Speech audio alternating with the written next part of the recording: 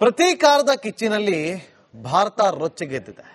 ಆದಷ್ಟು ಬೇಗ ಪಾಕಿಸ್ತಾನಕ್ಕೆ ಬುದ್ಧಿ ಕಲಿಸಬೇಕು ಅನ್ನೋ ಛಲ ದೇಶದ ಪ್ರತಿ ಭಾರತೀಯನ ಮನದಲ್ಲಿ ಹೊತ್ತಿ ಹುರಿಯುತ್ತಿದೆ. ಇತ್ತ ಪ್ರಧಾನಮಂತ್ರಿ ಮೋದಿ ಅವರು ಕೂಡ ಸೇನಾಧಿಕಾರಿಗಳ ಜೊತೆ ಸಭೆ ಮೇಲೆ ಸಭೆ ನಡೆಸ್ತಾ ಇದ್ದಾರೆ.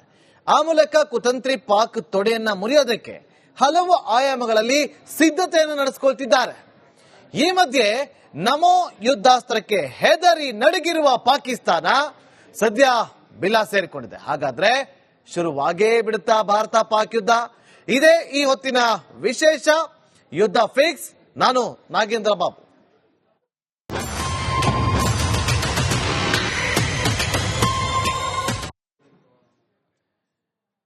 ಪಾಕಿಸ್ತಾನವನ್ನ ಫಿನಿಶ್ ಮಾಡೋದಕ್ಕೆ ಪ್ರಧಾನಿ ಮೋದಿ ಅವರು ಪಣ ತೊಟ್ಟಿದ್ದಾರೆ.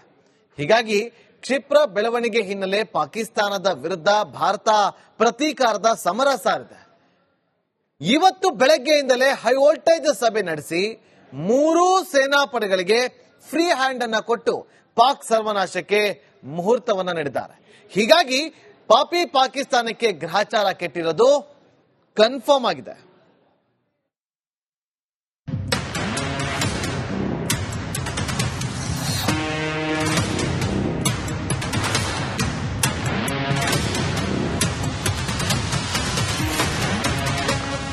ಪಹಲ್ಗಾಮ್ ಪ್ರವಾಸಿಗರ ಕಾಶಿ ಕಾಶ್ಮೀರದಲ್ಲಿ ಉಗ್ರರ ಅಟ್ಟಹಾಸ, ರಾಕ್ಷಸರ ಕೃತ್ಯದ ಪ್ರತಿಕಾರದ ಜ್ವಾಲೆ ದಗದಗಿಸ್ತಾ ಇದೆ.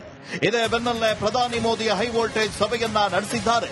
ಇದೇ ಮೊದಲ ಬಾರಿಗೆ ಮೂರು ಸೇನೆಯ ಮುಖ್ಯಸ್ಥರ ಜೊತೆ ಸಭೆ ನಡೆಸಿ ಪಾಕಿಸ್ತಾನದ ವಿರುದ್ಧ ದಾಳಿಗೆ ಗ್ರೀನ್ ಸಿಗ್ನಲ್ ನೀಡಿದ್ದಾರೆ.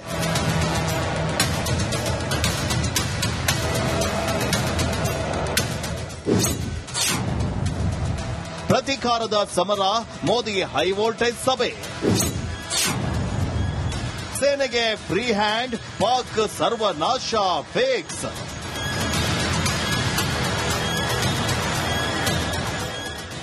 ಪಾಕಿಸ್ತಾನ ಸರ್ವನಾಶಕ್ಕೆ ಕೊನೆಗೂ ಮುಹೂರ್ತ ಫಿಕ್ಸ್ ಆಗಿದೆ. ಮೂರು ಸೇನೆ ಪಡೆಗಳ ಜೊತೆ ಸುದೀರ್ಘ ಸಭೆ ಮಾಡಿದ ಪ್ರಧಾನಿ ಮೋದಿ ಫ್ರೀ ಹ್ಯಾಂಡ್ ನೀಡಿದ್ದಾರೆ. ಭೂಸೇನೆ, ವಾಯುಪಡೆ, ನೌಕಾಪಡೆಗೆ ಮೋದಿ ಮುಕ್ತ ಸ್ವಾತಂತ್ರ್ಯವನ್ನ ನೀಡಿದ್ದಾರೆ. ಸಮಯ ನೋಡಿಕೊಂಡು ಪಾಕ್ ಮೇಲೆ ದಾಳಿಗೆ ಫ್ರೀ ಹ್ಯಾಂಡ್ ನೀಡಿದ್ದಾರೆ.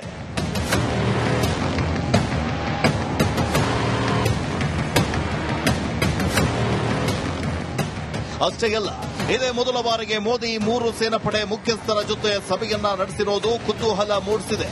ಭೂಸೇನೆ, ವಾಯುಸೇನೆ, ನೌಕಾಪಡೆಯ ಮುಖ್ಯಸ್ಥರಿಗೆ ಸಂಪೂರ್ಣ ಸ್ವಾತಂತ್ರ್ಯ ನೀಡಿದ್ದಾರೆ. ಉಗ್ರರ ವಿರುದ್ಧ ಸಮರಕ್ಕೆ ಮೂರು ಸೇನೆಯ ಪಡೆಗಳಿಗೆ ಪ್ರಧಾನಿ ನರೇಂದ್ರ ಮೋದಿ ಫುಲ್ ಫ್ರೀಡಂ ನೀಡಿದ್ದಾರೆ. ಈ ಮೂಲಕ ಪಾಕಿಸ್ತಾನ ವಿರುದ್ಧ ದಾಳಿಗೆ ನಮೋ ಗ್ರೀನ್ ಸಿಗ್ನಲ್ ನೀಡಿದ್ದಾರೆ. ಮೂರು ಸೇನೆಯ ಪಡೆಗೆ ಮೋದಿ ಮುಕ್ತ ಸ್ವಾತಂತ್ರ್ಯ ನೀಡುವ ಮೂಲಕ ಮೋದಿ ಆಪರೇಷನ್ ಆಕ್ರಮಣ ನಡೆಸಲು ಸೇನೆಗೆ ಮುಕ್ತ ಅವಕಾಶವನ್ನ ನೀಡಿದ್ದಾರೆ. ಟೈಮ್, ಸ್ಥಳದ ನಿರ್ಧಾರ ಎಲ್ಲವೂ ನಿಮ್ಮದೇ ಅಂತ ಭೂಸೇನೆ, ವಾಯುಸೇನೆ, ನೌಕಾಪಡೆಗೆ ಫ್ರೀಡಂ ನೀಡಿದ್ದಾರೆ. ಸೇನೆಯ ಮೇಲೆ ನಮಗೆ ಸಂಪೂರ್ಣ ನಂಬಿಕೆ ಇದೆ. ಉಗ್ರರ ವಿರುದ್ಧ ನಿರ್ದಾಕ್ಷಿಣ್ಯವಾಗಿ ಕ್ರಮ ಕೈಗೊಳ್ಳಲು ಮೀಟಿಂಗ್ನಲ್ಲಿ ಸೂಚನೆ ನೀಡಿದ್ದಾರೆ. ಈ ಮೂಲಕ ಉಗ್ರವಾದದ ವಿರುದ್ಧ ಹೋರಾಡಲು ಮುಕ್ತ ಅವಕಾಶವನ್ನ ಕಲ್ಪಿಸಿಕೊಟ್ಟಿದ್ದಾರೆ. ಈ ಮೂಲಕ ಸೇನೆಗೆ ತನ್ನ ಕಾರ್ಯ ನಡೆಸಲು ಯಾವುದೇ ಅಡೆತಡೆ ಇನ್ನು ಮುಂದೆ ಇಲ್ಲ ಎಂದು ಹೇಳಿದ್ದಾರೆ.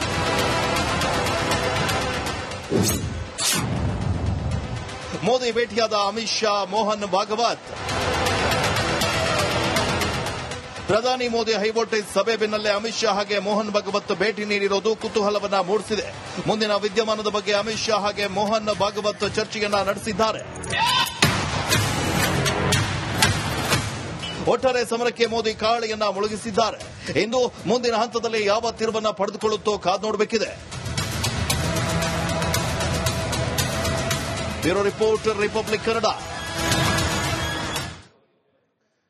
ಪಾಕಿಸ್ತಾನಕ್ಕೆ ಬುದ್ಧಿ ಕಲಿಸಲೇಬೇಕು ಅಂತ ಪ್ರಧಾನಿ ನರೇಂದ್ರ ಮೋದಿ ಪಣ ತೊಟ್ಟಂತೆ ಕಾಣ್ತಾ ಇದೆ. ಇಂದು ಪ್ರಧಾನಿ ಮೋದಿ ಮತ್ತೊಂದು ಮಹತ್ವದ ಸಭೆಯನ್ನು ನಡೆಸಿದ್ದು, ಆ ಸಭೆ ಬಳಿಕ ಮತ್ತಷ್ಟು ಕಠಿಣ ಕ್ರಮ ಕೈಗೊಳ್ಳುವಂತಹ ಸಾಧ್ಯತೆಗಳಿವೆ. ಹಾಗಾದ್ರೆ ನರೇಂದ್ರ ಮೋದಿ ಅವರ ಜೊತೆ ಯಾರ್ಯಾರು ಇದ್ರು? ಗೃಹ ಸಚಿವ ಅಮಿತ್ ಶಾ, ವಿದೇಶಾಂಗ ಸಚಿವ ರಾಜನಾಥ್ ಸಿಂಗ್ ಈ ಸಭೆಯಲ್ಲಿ ಪಾಲ್ಗೊಂಡಿದ್ದು, ಪಹಲ್ಗಾಮ್ ದಾಳಿ ಬಳಿಕ ಇದೇ ಮೊದಲ ಬಾರಿಗೆ ನಡೀತಾ ಇರುವಂತಹ ಹೈ ವೋಲ್ಟೇಜ್ ಮೀಟಿಂಗ್ ನಲ್ಲಿ ರಿಸಲ್ಟ್ ಏನ್ ಆಗ್ಲಿದೆ ಅನ್ನೋದನ್ನು ಕೂಡ ಕಾದು ನೋಡಬೇಕಿದೆ.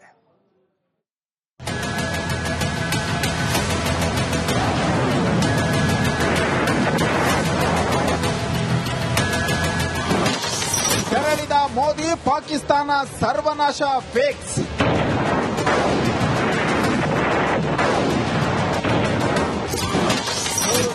ಪಡೆಗೆ ಫ್ರೀ ಹ್ಯಾಂಡ್ ಕೊಟ್ಟ ಮೋದಿ. ಪಾಪಿ ಪಾಕಿಸ್ತಾನ ಸರ್ವನಾಶಕ್ಕೆ ಕೊನೆಗೂ ಮುಹೂರ್ತ ಫಿಕ್ಸ್ ಆಗಿದೆ. 3 ಸೇನಾ ಪಡೆಗಳ ಜೊತೆ ಸುದೀರ್ಘ ಸಭೆ ಮಾಡಿದ ಪ್ರಧಾನಿ ಮೋದಿ ಫ್ರೀ ಹ್ಯಾಂಡ್ ನೀಡಿದ್ದಾರೆ. ಭೂಸೇನೆ, ವಾಯುಪಡೆ, ನೌಕಾಪಡೆಗೆ ಮೋದಿ ಮುಕ್ತ ಸ್ವಾತಂತ್ರ್ಯ ನೀಡಿದ್ದಾರೆ.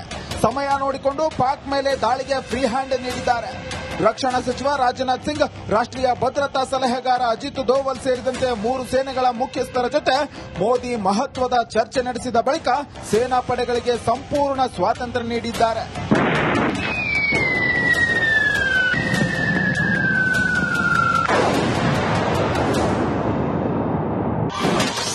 3 ಸೇನಾ ಪಡೆಗೆ ಫುಲ್ ಫ್ರೀಡಂ. ಉಗ್ರ ಸಂಹಾರಕ್ಕೆ ಪ್ರಧಾನಿ ಮೋದಿ ಪಣ ತೊಟ್ಟಿದ್ದು ಪಾಕಿಸ್ತಾನದ ಸರ್ವನಾಶಕ್ಕೆ ಮುಹೂರ್ತ ಫಿಕ್ಸ್ ಆಗಲಿದೆ. 3 ಸೇನಾ ಪಡೆ ಜೊತೆ ಸಭೆ ಬಳಿಕ ಮೋದಿ ಫ್ರೀ ಹ್ಯಾಂಡ್ ನೀಡಿದ್ದಾರೆ. ಪಾಕಿಸ್ತಾನವನ್ನ ಟೈಮ್ ನೋಡಿ ಹೊಡೆಯಿರಿ. ಭೂಸೇನೆ, ವಾಯುಸೇನೆ, ನೌಕಾಪಡೆಗೆ ಫ್ರೀಡಂ ನೀಡಿದ್ದು ಯಾವಾಗ ಬೇಕಾದರೂ ಪಾಕ್ ವಿರುದ್ಧ ದಾಳಿ ನಡೆಯುವ ಸಾಧ್ಯತೆ ಇದೆ.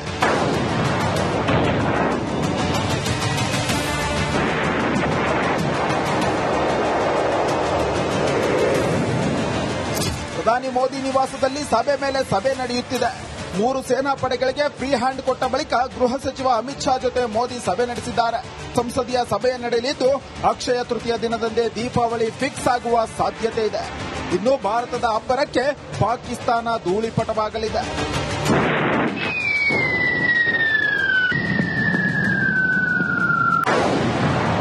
News desk, republic Kannada.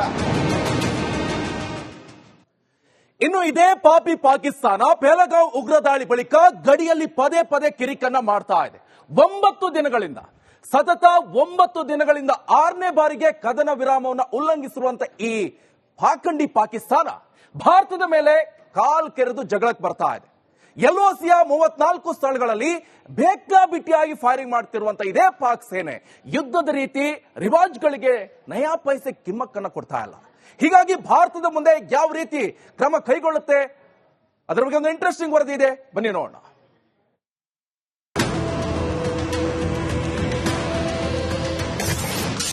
ಗಡಿಯಲ್ಲಿ ಬಾಲ ಬಿಚ್ಚಿದ ಪಾಕ್ ಸೇನೆ, ಸತತ 6ನೇ ದಿನವೂ ಕದನ ವಿರಾಮ ಉಲ್ಲಂಘನೆ. ಪಹಲ್ಗಾಮ್ ಉಗ್ರದಾಳಿಯ ಬಳಿಕ ಭಾರತ ಪ್ರತೀಕಾರಕ್ಕೆ ರಣತಂತ್ರವನ್ನ ಹೆಣೆಯುತ್ತಿದೆ. ಆದರೆ ಪಾಕ್ ತನ್ನ ನರಿ ಬುದ್ಧಿಯನ್ನ ಮುಂದುವರೆಸಿದೆ. ಸತತ 6ನೇ ದಿನವೂ ಗಡಿಯಲ್ಲಿ ಗುಂಡಿನ ದಾಳಿಯನ್ನು ನಡೆಸಿ ಕದನ ವಿರಾಮ ಉಲ್ಲಂಘನೆ ಮಾಡಿದೆ. ಭಾರತ ಮತ್ತು ಪಾಕಿಸ್ತಾನ್ ನಿಯಂತ್ರಣ ರೇಖೆ ಅಂದರೆ ಎಲ್ಒಸಿಯಲ್ಲಿ ಪಾಕಿಸ್ತಾನ್ ಯದ್ವಾ ತದ್ವಾ ಫೈರಿಂಗ್ ಮಾಡ್ತಾ ಇದೆ. ಇದಕ್ಕೆ ಸರಿಯಾಗಿ ಭಾರತೀಯ ಸೇನೆ ಕೂಡ ಪ್ರತ್ಯುತ್ತರವನ್ನ ನೀಡುತ್ತಾನೆ ಬಂದಿದೆ. ಕುಪ್ವಾರಾ ಮತ್ತು ಬಾರಾಮುಲ್ಲಾ ಜಿಲ್ಲೆಗಳು ಹಾಗೂ ಅಗ್ನೂರ್ನಲ್ಲಿ ನಿರಂತರ ಗುಂಡಿನ ಚಕಮಕಿ ನಡೀತಾ ಇದೆ. ಗಡಿಯಲ್ಲಿ ಪಾಕ್ ಕಿರಿಕ್. ಏಪ್ರಿಲ್ 22, 23 ಪೂಂಚ್ನಲ್ಲಿ ಕದನ ವಿರಾಮ ಉಲ್ಲಂಘನೆ. ಏಪ್ರಿಲ್ 24, 25 ಕುಪ್ವಾರಾದಲ್ಲಿ ಗಡಿಯಾಚೆ ಗುಂಡಿನ ದಾಳಿ. ಏಪ್ರಿಲ್ 25, 26 ಎಲ್ಒಸಿಯ 34 ಸ್ಥಳಗಳಲ್ಲಿ ಪಾಕ್ನಿಂದ ಫೈರಿಂಗ್. ಏಪ್ರಿಲ್ 26, 27 ಕುಪ್ವಾರಾದಲ್ಲಿ 2ನೇ ಬಾರಿಗೆ ಗುಂಡಿನ ದಾಳಿ. ಏಪ್ರಿಲ್ 28 ಪಾಕ್ನಿಂದ ಕುಪ್ವಾರಾ ಮತ್ತು ಪೂಂಚ್ನಲ್ಲಿ ಫೈರಿಂಗ್. ಏಪ್ರಿಲ್ 29 ಜಮ್ಮುವಿನ ಬರ್ಗ್ವಾಲ್ ವಲಯದಲ್ಲಿ ಫೈರಿಂಗ್. ಭಾರತದ ಪ್ರತೀಕಾರಕ್ಕೆ ಪಾಕ್ ಗಲಿಬಿಲಿ. ಭಾರತದ ಪ್ರತೀಕಾರಕ್ಕೆ ಗಲಿಬಿಲಿಯಾಗಿರುವ ಪಾಕಿಸ್ತಾನ್ ಕಂಗಾಲಾಗಿ ಬಾಯಿಗೆ ಬಂದಂಗೆ ಮಾತಾಡ್ತಾ ಇದೆ. 24ರಿಂದ 36 ಗಂಟೆಯಲ್ಲಿ ಭಾರತದ ಮಿಲಿಟರಿ ಕಾರ್ಯಾಚರಣೆ ಆರಂಭ ಮಾಡುತ್ತೆ ಅಂತ ಪಾಕ್ ಸಚಿವ ಅಟ್ಟಾ ತರಾರ್ ಹೇಳಿದ್ದಾನೆ. Pakistan has credible intelligence that India intends carrying out military action against Pakistan in the next 24 to 36 hours. Pahalgam ದಾಳಿಯ ನಂತರ ಭಾರತ ಪಾಕಿಸ್ತಾನದ ವಿರುದ್ಧ ಪ್ರತೀಕಾರದ ಕ್ರಮಗಳನ್ನು ಕೈಗೊಂಡಿದೆ. ಆದರೆ ಪಾಕ್ ತನ್ನ ಹಳೆ ಚಾಳಿಯನ್ನ ಮುಂದುವರೆಸಿದೆ. ಇದಕ್ಕೆ ಭಾರತ ಸದ್ಯದಲ್ಲಿಯೇ ಬ್ರೇಕ್ ಹಾಕುವುದು ಪಕ್ಕಾ. News desk, republic Kannada.